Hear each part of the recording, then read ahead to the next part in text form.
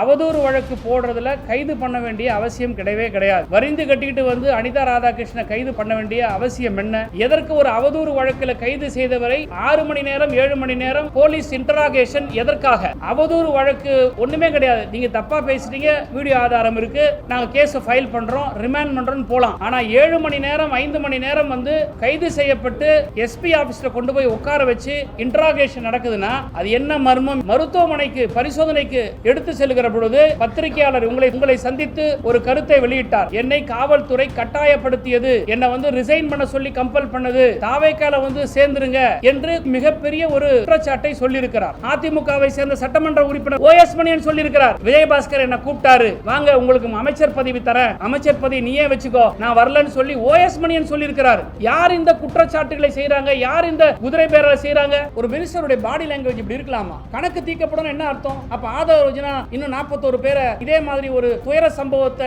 ஏற்பாடு பண்றாரா? Is criminally intimidating conspiracy பண்றாரா ஆதவர்ஜனா? இன்னைக்கு நான் அரசு வேலை வாங்கி கொடுக்கிறேன்னு சொல்றேன்னா அப்ப சாட்சியங்களை கலைக்கிறாங்களே இவங்க. அதுதான் எங்களுடைய அமைப்பு செயலாளர் கண்டெம்ட் பெட்டிஷன் ஃபைல் பண்ணிருக்காரு. இந்த வழக்கு இருக்கும்போது யாரும் பேசக்கூடாதுன்னு சொல்லிட்டு உச்சநீதிமன்றம் தடை உத்தரவு போட்டிருக்கு. அப்ப என்ன நீங்க சுப்ரீம் மினிஸ்டரா? நீங்க எங்களுடைய சட்டமன்ற உறுப்பினர் திரு அனிதா ராதாகிருஷ்ணன் அவர்கள் வழக்கின் மூலமாக நீதிமன்றத்தால் திரு விஜய் அரசினுடைய மூக்கு அறுக்கப்பட்டிருக்கிறது. இது பொய்யான வழக்கு. இந்த வழக்கில் இவரை வந்து கைது செய்து சிறைக்கு அனுப்ப வேண்டிய முகாந்திரம் இல்லை என்ற அடிப்படையில் நேற்றைக்கு அனிதா ராதாகிருஷ்ணன் அவர்களுக்கு ஜாமீனை வழங்கி நீதிமன்றம் உத்தரவு பிறப்பித்ததன் மூலம் இந்த குதிரை பேர சர்க்கார் முதல் முறையாக மூக்கறுக்கப்பட்டிருக்கிறது என்பது வெட்ட வெளிச்சமாக இருக்கிறது. ஆட்சிக்கு வந்து 55 நாட்களை கடந்தும் கூட நிர்வாகத்தை பற்றி கவலைப்படாத தாவேக அரசு தினந்தோறும் திராவிட முன்னேற்ற கழகத்தின் மீது எந்த குற்றங்களை சுமத்தலாம் என்று சிந்தித்து ஒவ்வொரு நாளும் ஒவ்வொரு கதையை அரங்கேற்றி வருகிறார்கள். அந்த வகையில தான் திரு அனிதா ராதாகிருஷ்ணன் அவர்கள் மீது ஒரு அவதூறு வழக்கு போடுறதுல கைது பண்ண வேண்டிய அவசியம் கிடையவே கிடையாது. வரிந்து கட்டிக்கிட்டு வந்து அனிதா ராதாகிருஷ்ணனை கைது பண்ண வேண்டிய அவசியம் என்ன? 29ஆம் தேதி அன்னைக்கு அனிதா ராதாகிருஷ்ணன் அவர்களுக்கு காவல்துறை ஆத்தூர் காவல் நிலையம் வந்து நீங்க 30ஆம் தேதி வந்து எங்க முன்னால் ஆஜராகி நீங்க சாட்சியம் அளிக்க வேணும், உங்களை விசாரிக்க வேணும்னு சொல்லிட்டு 29ஆம் தேதி அன்னைக்கு அனிதா ராதாகிருஷ்ணன் அவர்களுக்கு ஒரு அழைப்பாணை கொடுக்குது காவல்துறை.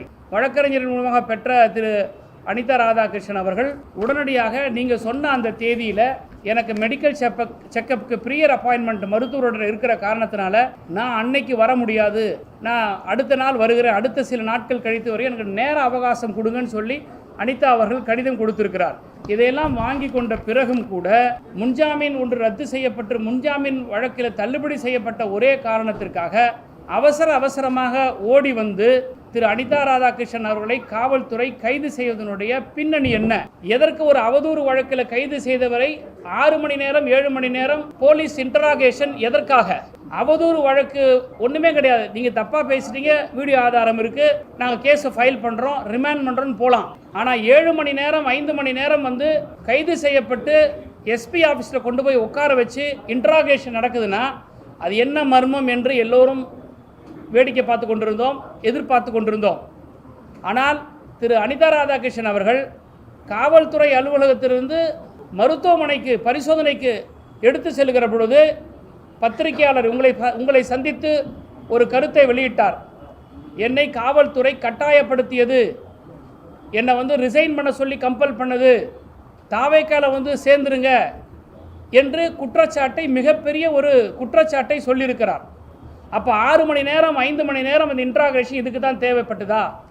அப்போது விஜய் அரசு எதை நோக்கி போகிறதுனா, பாஜக ஆளுகிற மாநிலங்களில் பாஜக கட்சி ஆட்சியில் ஈடியை விட்டு மிரட்டி என்னை கட்சியில் சேர்க்க சொன்னாங்கன்றதெல்லாம் பத்திரிகைகளில் வந்திருக்குது, ஊடகங்களில் வந்திருக்கு.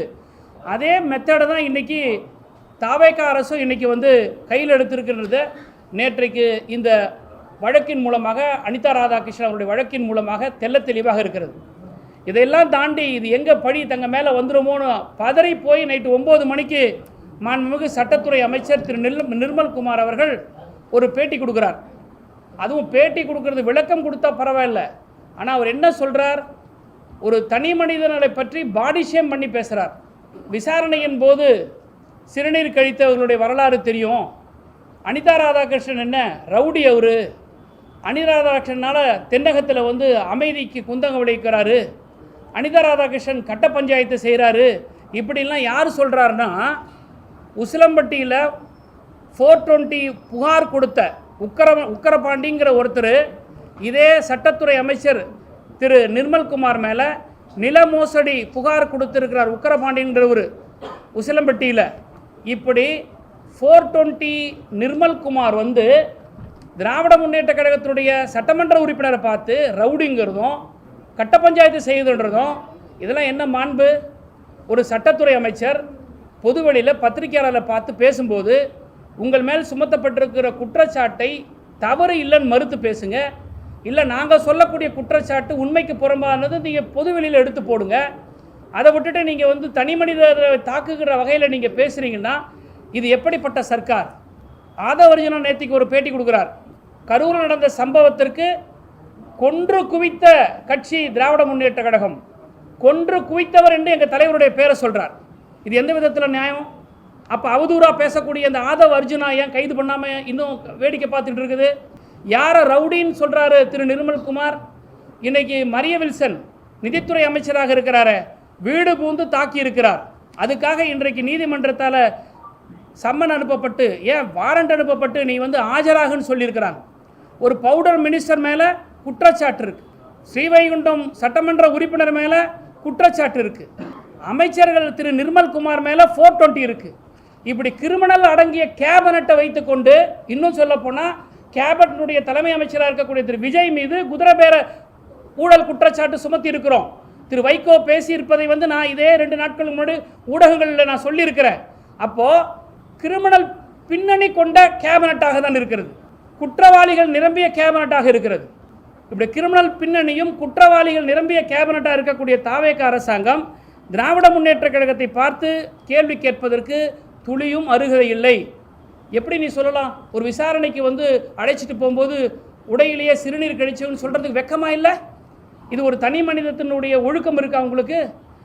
உங்களுக்கு யாராவது எந்த அமைச்சருக்காவது மாண்பு இருக்கா? பொதுவெளியில் எப்படி காலில் விழுந்தால் கூட நாங்கள் சேர்த்துக்க மாட்டோங்கிறீங்க. அப்போ என்ன தூத்துக்குடி எஸ்பி அனிதா ராதாகிருஷ்ணன் காலில் விழுந்தாரா? 5 மணி நேரம் என்ன நடந்து உள்ள? அப்போ என்ன செஞ்சு எங்கே கீழே விழுந்து விஜயபாஸ்கரை கட்சியில் சேர்த்துருக்கீங்க? இன்னைக்கு நேற்றுக்கு ஓஎஸ் மணியன் அதிமுகவை சேர்ந்த சட்டமன்ற உறுப்பினர் முன்னாள் அமைச்சர் ஓஎஸ் மணியன் சொல்லியிருக்கிறார், விஜயபாஸ்கர் என்னை கூப்பிட்டாரு, வாங்க உங்களுக்கு அமைச்சர் பதவி தரேன், அமைச்சர் பதவி நீயே வச்சுக்கோ, நான் வரலன்னு சொல்லி ஓஎஸ் மணியன் சொல்லியிருக்கிறார். யார் இந்த குற்றச்சாட்டுகளை செய்கிறாங்க? யார் இந்த குதிரை பேரலை செய்கிறாங்க?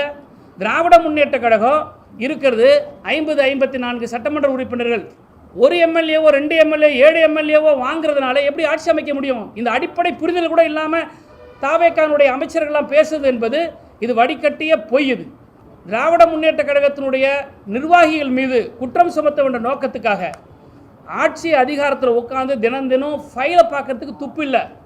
நீங்கள் என் கூட இப்போ வாங்க செக்ரட்டரியேட்டுக்கு, விரிச்சோடு இருக்குது செக்ரட்டரியேட்டில். ஐஏஎஸ் ஆஃபீஸர்லாம் காலையில் 10 மணிக்கு வராங்க, 5 மணிக்கு போயிட்டே இருக்கிறாங்க. எந்த துறை இயங்குதுன்னு விஜய்க்கு தெரியுமா? எத்தனை கோப்புகள் நகர்ந்து இருக்குதுன்னு யாருக்காவது தெரியுமா? எந்த திட்டத்தை வந்து ரிவ்யூ பண்ணியிருக்காங்கன்னு தெரியுமா? ப்ரெஸ் மீட்டை கூப்பிட்டு விஜய் இது வரைக்கும் நான் வந்து 55 நாள் ஆகுது, 56 நாள் ஆகுது, இது வரைக்கும் நான் வந்து இவ்வளோ வேலை செஞ்சுருக்கேன்றதை அவர் சொல்லியிருக்கிறாரா? எதையுமே இவங்க செய்யலை. இதையெல்லாம் தாண்டி ஆதவ் அர்ஜுனா ஒரு கட்சியின் தலைவர் மேலே கொலைப்பழி சுமத்துகிற அளவுக்கு பேசுகிறார். ஒரு கட்சியின் மேலே ஆதாரமற்ற குற்றச்சாட்டை சொல்லுகிறார். அவர் மேலே வழக்கு இல்லை, அவரை கைது செய்யலை. நிர்மல்குமார் ரவுடிங்கிறாரு எங்களுடைய சட்டமன்ற உறுப்பினரை, அது மேலே வழக்கு தொடர்றதுக்கு முடியல. ஆனால் இப்போ விடியற் காலையில் சமூக வலைதளங்களில் செயலாற்றி கொண்டிருக்கக்கூடிய ஆர்ஜே சரண் ஜெயராமன்கின்ற ஒரு தம்பியை இன்றைக்கு இரவு கைது செஞ்சுருக்கீங்க. ஒரு 4-5 பெண்மணிகள் கமிஷனர் ஆஃபீஸில் ஒரு 4-5 நாளுக்கு முன்னாடி கொண்டு போய் கம்ப்ளைண்ட் கொடுத்துருக்குறாங்க. அதை பேஸ் பண்ணி இன்றைக்கி வீடு பூந்து நீங்கள் கைது பண்ணியிருக்கீங்க. என்ன ஒரு பெருசாக அவதூறு பரப்பியிருக்கிறார்? அவதூறு வழக்குகளை கைது செய்ய வேண்டிய அவசியம் என்ன? இதே புகார் கொடுத்த அந்த 4-5 பெண்மணிகளுடைய இன்ஸ்டாகிராம் ரீல்ஸை போய் காவல்துறை போட்டு பார்க்க சொல்லுங்கள். திராவிட முன்னேற்ற கழகத்தினுடைய நிர்வாகிகள் மீது எவ்வளோ அவதூறாக பேசியிருக்காங்க, எவ்வளோ தரந்தாழ்ந்து பேசியிருக்கிறாங்க. சென்னை மாநகர மேயரை பற்றி எவ்வளோ தரந்தாழ்ந்து பேசியிருக்கிறாங்க. திராவிட முன்னேற்ற கழகத்தில் இருக்கக்கூடிய பெண்கள் செயல்பாட்டாளர்களை எப்படி தரந்தாழ்ந்து பேசியிருக்கிறாங்க. அப்போ அந்த கம்ப்ளைண்ட் கொடுத்துருக்கிற பெண்மணியெல்லாம் ரொம்ப யோக்கியமாக சமூக வலைதளங்களில் கையாண்டிருக்கிறாங்களா? இதையெல்லாம் கைது செய்வதற்கு முடியாமல், தப்பு செய்கிறவங்களை கைது செய்யாமல் விசாரிக்கிறதுக்கு முன்வராத இந்த அரசாங்கம் இன்றைக்கு மடைமாற்றுவதற்காக மாற்றம் சொன்னீங்களே, நாங்கள் ஆட்சிக்கு வந்த உடனே மாற்றம் கொடுத்துருவோம் நாங்கன்னு சொன்னீங்களே, என்ன மாற்றம் கொடுத்தீங்க? கட்சி மாற்றத்தை தான் கொடுத்துருக்கீங்க. அதிமுகவில் இருக்கிறவனை கொண்டு வந்து தாவேக்கால மாற்றி கொண்டாந்து இந்த கட்சியில் சேர்க்குற மாற்றம் தானே தவிர வேறு எந்த மாற்றமும் கிடையாது. இன்றைக்கி ஜூவியிலே ஆனந்த விகடனில் வந்து தலையங்கம் எழுதியிருக்கிறாங்க. மேரிஸ் ஹோட்டலில் பேச்சுவார்த்தை நடந்தது. என்னென்னு, விஜயபாஸ்கரை நாங்கள் கட்சியில் சேர்க்கணும், அதிமுக ஒரு செக்ஷன் வாங்க, உங்களுக்கு நாங்கள் அமைச்சர் பதவி கொடுக்குறோம் அப்படின்னு சொல்லி 25 பேரை இவங்க பேசுனது உண்மையினோட அடிப்படையில் தான் ஃப்ளோரில் மாற்றி ஓட்டி போட்டுக்கிறாங்க. ஆனால் சட்டம் அவங்களுக்கு இடம் கொடுக்கலன்ற காரணத்துக்காக இப்போ பேட்சாக ரிசைன் பண்ணிட்டுருக்குறாங்க. இந்த ராஜினாமா என்பது கரூர் விஜயபாஸ்கரோட நிற்கலை. நேற்றைக்கு கூட ஊடகங்களில் அடுத்த 7 சட்டமன்ற உறுப்பினர்கள் அதிருப்தியில் இருக்கிறாங்கன்ற ஒரு லீட் கொடுக்குறாங்க. இந்த 25 சட்டமன்ற உறுப்பினர்களும் கொஞ்சம் கொஞ்சமாக ராஜினாமா செய்து தமிழ்நாட்டில் இடைத்தேர்தலை கொண்டு வந்து தேர்தல் பார்வையிலேயே தமிழ்நாடை கொண்டு போகிறாங்களே தவிர ஆட்சி நிர்வாகத்தை வந்து மக்கள் மத்தியில் கொடுத்து பேர் வாங்கக்கூடிய எண்ணம் துளியும் இல்லை. எனவே இது போன்ற போக்குகளை திரு நிர்மல்குமார் அவர்களாக இருக்கட்டும், அல்லது ஆதவர்ஜுனாக இருக்கட்டும், அல்லது அந்த அமைச்சரவையில் இருக்கக்கூடிய யாராக இருக்கட்டும், மரிய வில்சன், இத்தனை பேர் குற்ற பின்னணி கொண்டிருக்கக்கூடிய இந்த கிரிமினல் பேக்ரவுண்டில் இருக்கக்கூடிய கேபினட்டில் இருக்கக்கூடிய அமைச்சர்களுடைய முதுகை திரும்பி பார்க்கணும். திராவிட முன்னேற்ற கழகத்தின் மீது அவதூறு பரப்புவதை நிறுத்தி இனி முதல் கொண்டாவது இன்றைக்கி சனிக்கிழமை ரெஸ்ட் எடுத்துங்க, வீக்கெண்டு சண்டே ஜாலியாக ரெஸ்ட் எடுங்க. ஏன்னா எல்லாருமே எல்லாம் சினிமாக்காரங்க தானே இவங்கெல்லாம். சண்டே ரெஸ்ட் எடுத்துங்க. அட்லீஸ்ட் திங்கக்கிழமையிலேருந்து கோட்டைக்கு வாங்க, நாட்டு மக்களுக்கு உருப்படியான கோப்புகளை பாருங்கள், திட்டங்களை கொடுங்க. அதை விட்டுட்டு தினம் சினிமா காட்சிகள் போல் இரவுகளை அரங்கேற்றுற போல் இந்த கைது பண்ணுறேன், நான் அரெஸ்ட் பண்ணுறேன், இந்த மாதிரியான நடவடிக்கையில் மேற்கொள்வீர்கள். நேற்றைக்கு திரு விஜய்க்கு மூக்கறுக்கப்பட்டது போல, இந்த அரசாங்கத்திற்கு மூக்கறுக்கப்பட்டது போல இது போன்ற மூக்கறுப்புகள் நடைபெறும்.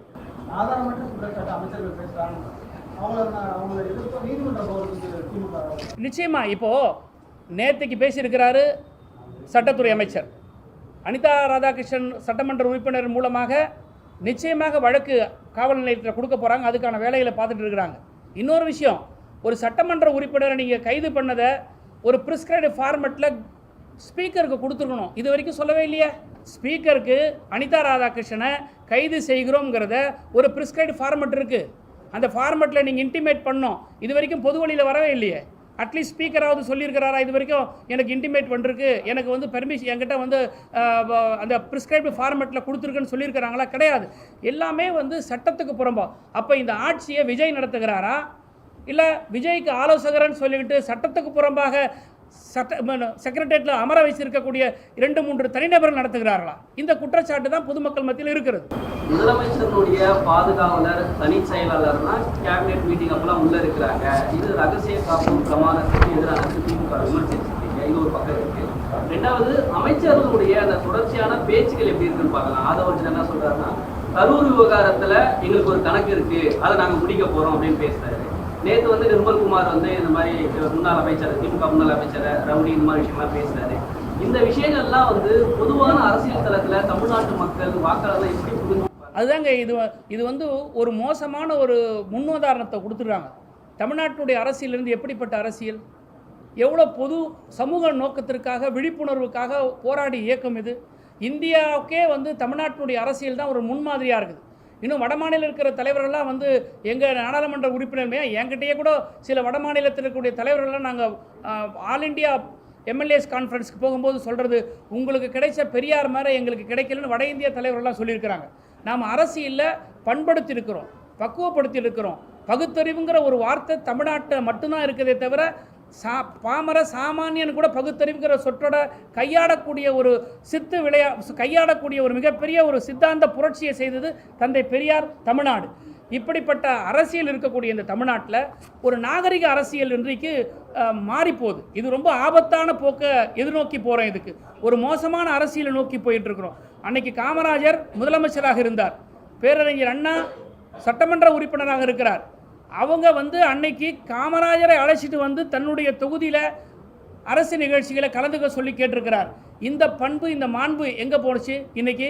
இன்னைக்கு வந்து அவதூறு பேசுறதுல வந்து யாராவது பேசினா பரவாயில்ல, ஒரு பொறுப்புமிக்க அமைச்சர். அதான் நான் சொல்கிறேன், போன ப்ரெஸ் மீட்டை கூட நேற்று வரைக்கும் நீங்கள் பிளாக் டிக்கெட்டு சினிமா தியேட்டரில் விற்றுந்ததெல்லாம் இருக்கலாம்.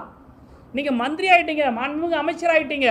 இன்னும் பிளாக் டிக்கெட் விற்கிற மனப்பான்மையில் நீங்கள் அரசியல் செஞ்சீங்கன்னா எதிர்கால தலைமுறைக்கு எதை சொல்ல போகிறீங்க? நீங்கள் உங்கள் பின்னாடி இருக்கிற கூட்டமெல்லாம் அரசியல் புரிதல் இருக்கா?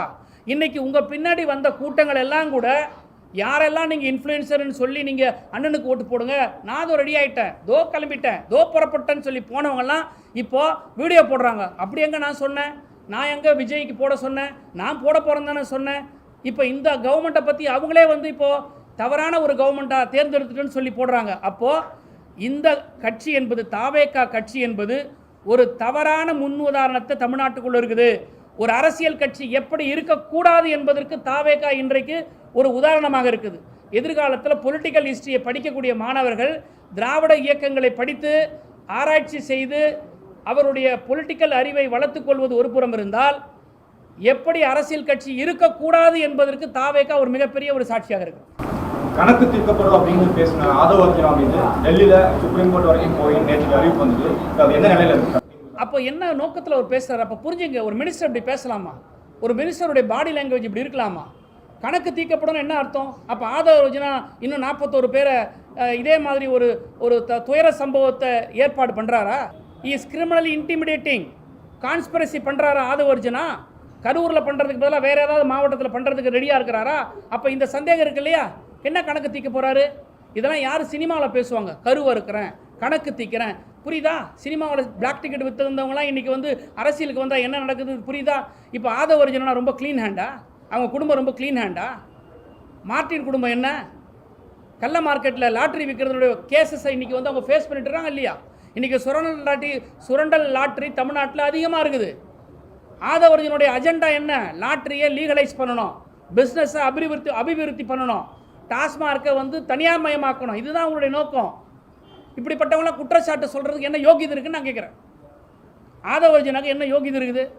ஆதவ அர்ஜுனா எப்படி சொல்லலாம்? அப்போ ஆதவ அர்ஜுனா மேலே வந்து வழக்கு தொடுக்க தேவையில்லையா? அவர் தானே இந்த வழக்கில் அக்யூஸ்டாக இருக்கார். இன்றைக்கி வந்து இந்த வழக்கில் வந்து அக்யூஸ்டாக இருக்கக்கூடிய திரு விஜய், திரு ஆதவ அர்ஜுனா, மற்ற அமைச்சர்கள்லாம் இன்றைக்கி நான் அரசு வேலை வாங்கி கொடுக்குறேன்னு சொல்கிறேன்னா அப்போ சாட்சியங்களை கலைக்கிறாங்களே இவங்க. அதுதான் எங்களுடைய அமைப்பு செயலாளர் கண்டெம்ட் பெட்டிஷன் ஃபைல் பண்ணியிருக்கிறாரு. இந்த வழக்கு இருக்கும்போது யாரும் பேசக்கூடாதுன்னு சொல்லிட்டு உச்சநீதிமன்றம் தடை உத்தரவு போட்டிருக்கு. அப்போ என்ன, நீங்கள் சுப்ரீம் மினிஸ்டரா? நீங்கள் உச்சநீதிமன்றத்தினுடைய தடை ஆணையெல்லாம் மீறி நீங்கள் பேசுகிறீங்களா? அப்போ எதை வேணாலும் நான் பார்த்துக்கிறேன், என்கிட்ட பணம் இருக்குது. ஏன்னா ஒரு இடத்துல அவங்க மாமியார் லீமா ரோஸை கொண்டு போய் ஏடிஎம்கில் விட்டு அந்தம்மா சொல்கிறாங்களே, எடப்பாடியும் விஜயும் பேச்சுவார்த்தை நடத்தினாங்கன்னு சொல்லிட்டு கேசி வீரமணி சொல்கிறாரு. யார் இப்படிப்பட்ட ஒரு மோசமான அரசியல் செஞ்சுருக்காங்க? இது தமிழ்நாட்டுக்கு மிகப்பெரிய ஒரு இழுக்கு, ஒரு அவமானகரமான ஒரு காலகட்டத்தில் தமிழ்நாடு பயணித்துக்கிட்டு இருக்கிறது. எப்படி ஒரு ஆட்சி இருக்கக்கூடாது, எப்படி ஒரு கட்சி இருக்கக்கூடாது, எப்படி ஒரு அரசியல் தலைவன் இருக்கக்கூடாதுன்றதுக்கு ஒரு மோசமான உதாரணம் தான் திரு விஜய். கம்யூனிஸ்ட் கட்சிகள் வந்து விமர்சனம் பண்ணதுக்கு வந்து கண்டனம் தெரிவிச்சிருக்காங்க அமைச்சர் ஆதவ அர்ஜுனா. ஆனால் மற்ற கூட்டணி கட்சிகள், குறிப்பாக பிசிகே உள்ளிட்ட மற்ற கட்சிகள்லாம் வந்து இதை பற்றி பேசாமல் இருக்கு. நீங்கள் தான் போய் கேட்கணும். எந்த கட்சி விமர்சனம் கேட்கலையோ சொல்லலையோ அந்த கட்சி தலைவர்கிட்ட போய் கேட்கணும். இப்போ நான் விமர்சனம் பண்ணுறேன், என்கிட்ட நீங்கள் கேள்வி கேட்குறீங்க, பதில் சொல்லலாம். கம்யூனிஸ்ட் தோழர்கள் விமர்சனம் பண்ணியிருக்கிறாங்க, கொண்டு வரீங்க. யார் சொல்லலையோ அவங்ககிட்ட போய் கேளுங்க, அவங்க சொல்லுவாங்க உங்களுக்கு.